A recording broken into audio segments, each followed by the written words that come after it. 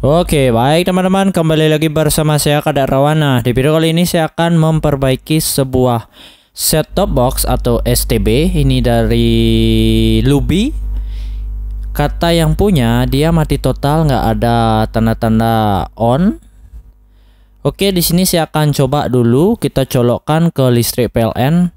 Apakah benar dia itu mati total atau dia itu nggak mau masuk booting? Nah, di sini kita coba dulu.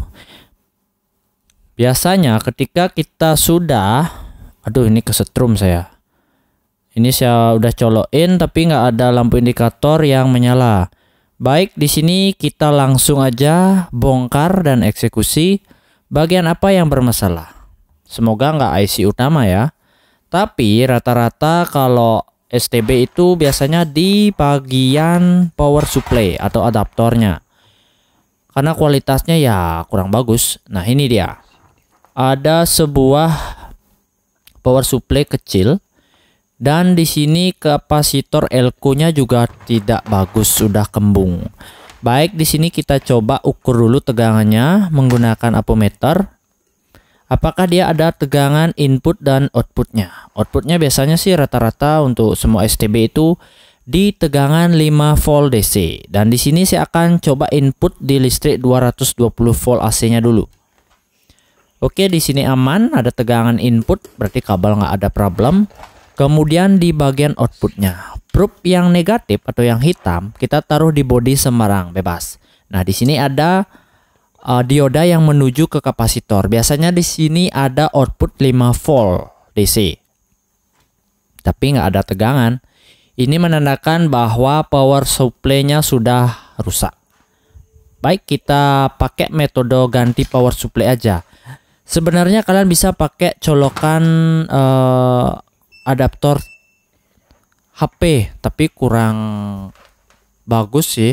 Atau di sini saya akan ukur dulu tegangan, bukan tegangan, diodanya. Di sini diodanya kita ukur bolak-balik, apakah dia bunyi terus. Kalau tidak, itu menandakan dioda aman. Ini ke body juga saya ukur. Kalau dibalik dia nggak bunyi. Ini menandakan aman. Berarti udah fix 100% di bagian power supply yang rusak. Baik, saya akan bongkar aja dulu. Kita lepas dulu semua baut-bautnya.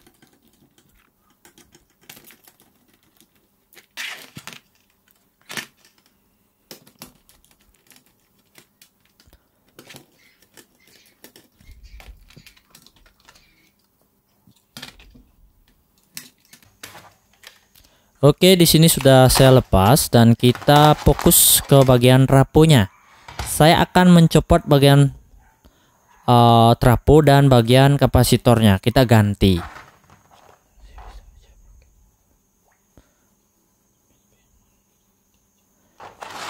Agar nanti ketika kita mengganti power supply itu nggak bentrok dengan trafonya, agar lebih aman lah.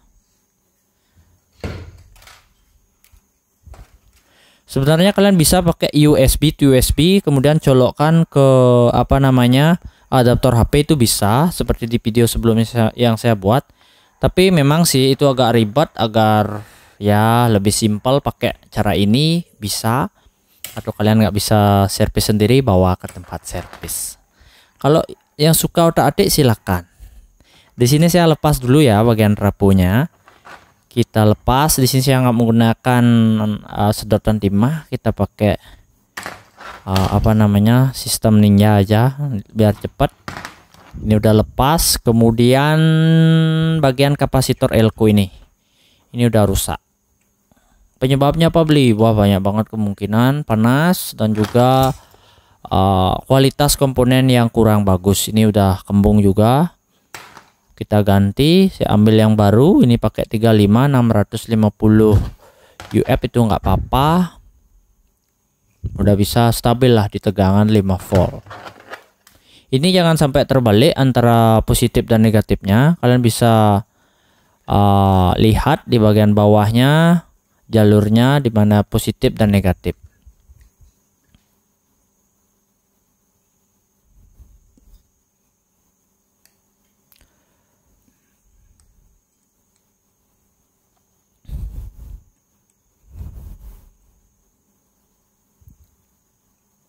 Ini agak sulit karena sedot timahnya kebetulan rusak. Oke, sudah saya pasang jadi seperti ini. Itu kebalik tadi. Jangan sampai kebalik antara kutub negatif dan positifnya.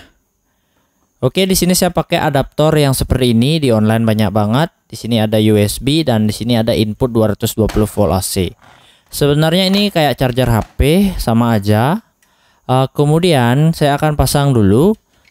Dan nanti bagian input 220 volt AC-nya saya akan tempel di body PCB-nya. Saya akan solder langsung agar lebih Nah, jadi seperti ini, ringkas dia. Nah, ini bagian input AC dan input AC ini di body 1.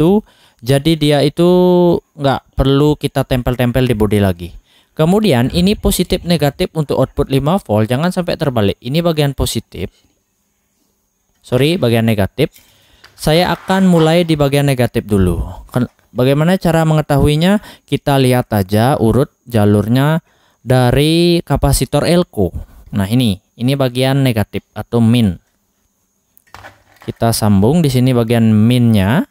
Di sini kalian juga lihat bagian dari power supply itu harus min juga.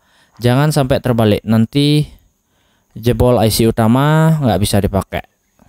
Kemudian cara mengetahui bagian positif atau biasanya kabel merah dipakai, kalian cari aja dioda yang menuju ke kapasitor elko atau bisa pakai simbol dari kapasitor elko yang bagian positif.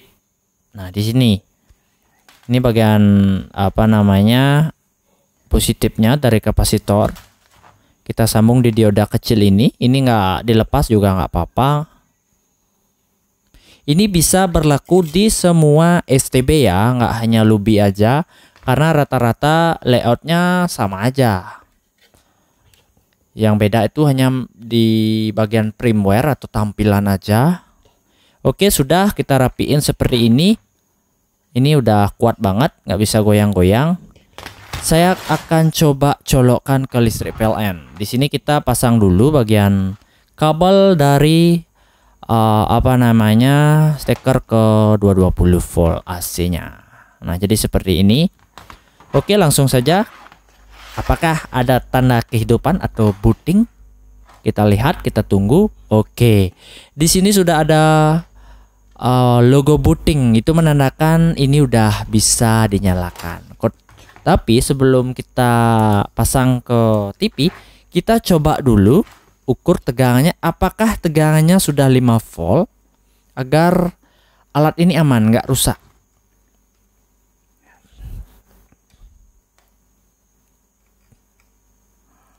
Baik, di sini sudah terbaca 5 volt, itu menandakan good. Kita coba langsung ya pakai kabel HDMI. Jadi HDMI saya di sini ya, saya pasang di sini aja biar. Nah, ini tampilannya. Kita coba. Kebetulan remote-nya nggak di bawah. Nah, ini channelnya. Kita coba geser. Oke, sudah mau. Ini udah bisa dipakai. Jadi kerusakan rata-rata di STB atau set-top box itu bagian power supply, karena itu paling panas banget. Nah, ini suaranya udah bisa. Kita coba di mode menunya apakah bisa. Tapi sih udah aman aja, ini nggak ada problem. Nah, ini menunya, ini menu Lubi-nya, ini bagus banget tampilannya. Mungkin di video nanti saya akan coba wifi-nya apakah bagus atau tidak. Oke, sekian dari Biar Teknik. Jangan lupa like, comment, share di media sosial kalian, dan jangan lupa subscribe channel YouTube Biar Teknik. Thank you. Ingat ya, cara ini bisa kalian pakai atau terapkan di semua STB. Thank you.